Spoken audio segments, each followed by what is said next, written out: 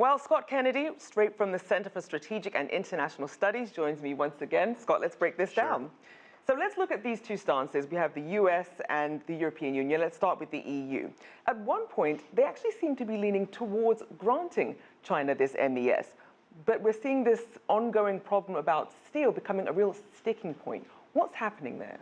Well, I think it's partly a result of trends in the European economy and politics between the different members and trying to decide what's important. And their concern is that if they were to treat all anti-dumping cases against China using Chinese domestic prices to calculate the dumping margin, that wouldn't take into account the subsidies and policies that Jessica mentioned in her report that she just talked about. But it's not as if countries wouldn't have any recourse if they did have any issues with dumping practices. So why is that still such a sticking point? I guess it goes back to the way you do the math. This is a very technical thing. No one who doesn't work on these cases should have to delve into the specifics. But essentially, if you don't use Chinese prices, you can calculate alternatives to replace those that typically end up being higher. So you can find a higher tariff that you could place on Chinese goods, and so that's the sticking point. It's very technical, but the consequences are with billions of dollars. Now we're seeing that there are countries in the EU which are very divided over whether or not to grant China MES. What's the division there? So I think the division essentially are those countries where there's significant competing industries with the Chinese. So those that produce steel in Germany, in particular, aluminum, other areas where the Chinese are moving into where they feel they're at a competitive disadvantage, not only because the China is efficient, but because of government support.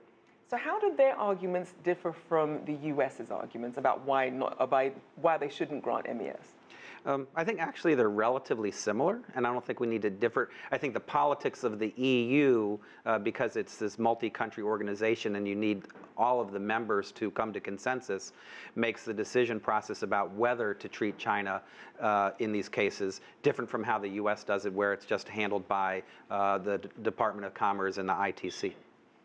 Now, last year we saw that the US passed the Trade Preferences Extension Act, which includes a method of calculating in cases of alleged market distortion. And the EU and other countries plan some of these non-tariff measures, which also kind of create this same sort of barrier. So if China is granted MES, what happens to these countries and these barriers that they've put up? Sure.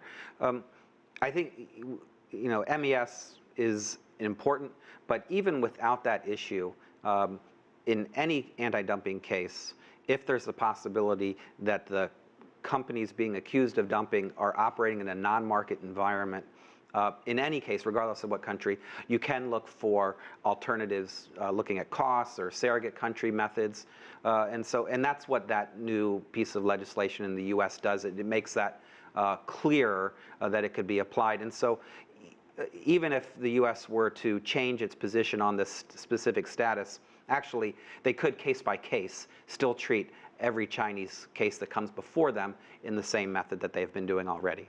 And as we heard from Jess, the Obama administration claims that China hasn't made the necessary market reforms, and President-elect Trump's nominees for his trade-related picks, we have some of these steel attorneys who have a history of trade disputes with China.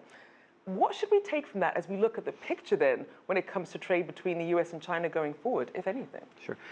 I think regardless of who had been elected on November 8th, we would have seen tensions rise in the commercial relationship because of the widespread concern about China's backsliding on many of the reforms that it launched to get into the WTO to begin with. I think with the selection of these cabinet appointments and some of their advisors, I think you can expect the heat to be turned up on China by the United States across a wide variety of areas, not just on this, but related to Chinese investment in the United States. And I think it's not we can't predict exactly where things are going to go.